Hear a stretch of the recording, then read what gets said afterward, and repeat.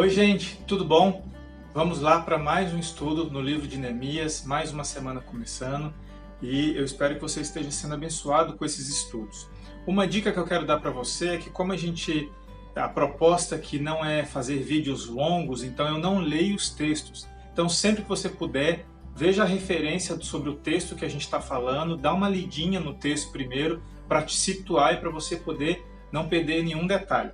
Hoje nós estamos no capítulo 5, dos versículos 14 ao versículo 19. E o que está acontecendo aqui?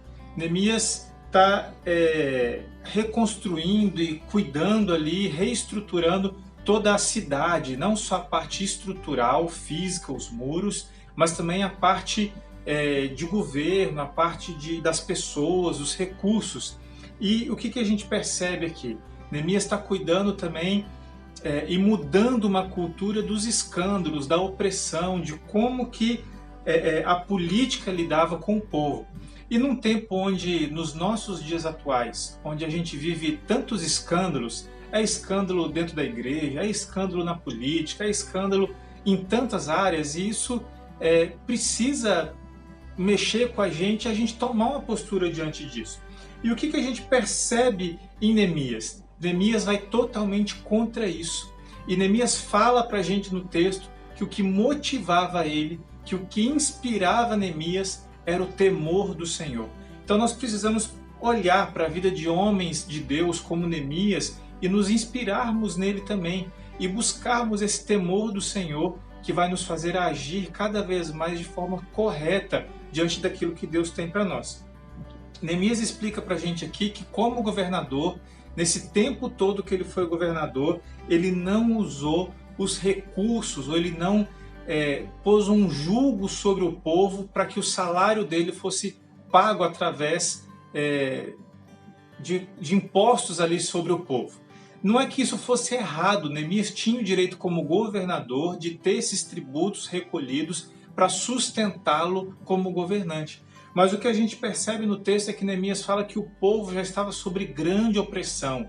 Já era tão grande a miséria que Neemias não queria trazer um novo peso sobre aquele povo. E se ele tinha condições e meios para fazer de uma forma diferente, ajudando na reconstrução e ajudando a trazer dignidade para esse povo, por que ele não iria fazer? E mais uma vez, sobre o temor do Senhor, sobre o amor ao próximo, Neemias faz isso. No capítulo 14, Neemias explica aqui que em nenhum momento do seu governo ele precisou usar esses recursos. No versículo 15, ele diz que todos os governantes antes dele oprimiram o povo e não só fizeram uso desse recurso, como usaram muito mais do que precisava, realmente oprimindo o povo. A ideia, a forma de agir aqui dos governantes era de trazer benefícios próprios e usar a sua posição privilegiada para conseguir cada vez mais privilégios, coisa que não acontece nos dias de hoje, né, gente? Tá bom. Mas Neemias fala que ele não vai fazer isso, e Neemias opta por não trabalhar nessa direção. É bem provável que os governantes que Neemias está falando aqui fossem os governantes assírios e não o povo que temia a Deus, mas os governantes da Síria que governaram ali os persas, onde a região estava ocupada e estava sob o domínio deles. No versículo 16, Neemias diz: nem terras compramos. Aqui tem a ver com isso que a gente acabou de falar. Os governantes aproveitavam a sua posição, para benefício próprio. Então, se tinha alguém passando por necessidade, eu vou comprar essa terra, eu vou comprar aquela terra, vou aumentar o meu poder, vou aumentar o meu status, e quando eu não for mais governante, eu tenho riquezas, eu tenho territórios, eu tenho várias coisas que eu adquiri aproveitando dessa posição que eu estava.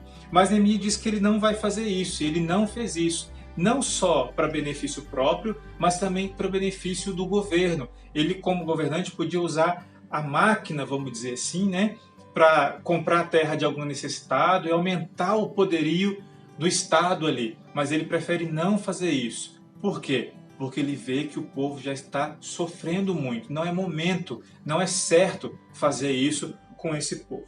No versículo 17, Neemias diz que ele recebia diariamente 150 pessoas e alimentava e ajudava, e essas pessoas sentavam à mesa com ele. Alguns estudiosos explicam que provavelmente essas pessoas que passavam pela mesa de Neemias ou visitavam Neemias diariamente eram pessoas que não tinham casas, que tinham perdido as suas casas, ou judeus regressando para Jerusalém. E aí Neemias, estendendo ali a sua compaixão, a sua generosidade, ele ajudava essas pessoas para que até que elas tivessem a condição de reconstruir a sua história e não precisassem mais da ajuda dele. Então a gente vê mais uma vez aí, a ação do caráter e da generosidade da pessoa de Neemias. E no versículo 19, como eu disse, Neemias fala que tudo que ele fazia é para temor e agradar a Deus. E aí a primeira pergunta que eu te faço hoje é: será que todas as vezes que você está agindo, ou que você vai fazer alguma coisa, ou você vai tomar uma decisão, você age no temor do Senhor e desejando agradar o nosso Deus, o nosso Senhor? Outra reflexão que eu quero trazer para você é que geralmente quando a gente escuta um texto sobre esse que toca em assuntos como política, governo, forma correta de se agir diante de algumas situações, a primeira coisa que vem na nossa mente é o quê?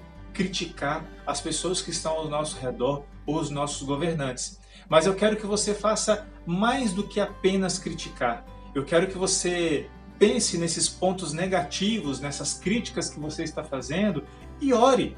Ore para que Deus mude essa situação. Ore para que Deus mude os governantes. Ore para que Deus levante homens como Neemias, com o temor do Senhor no coração.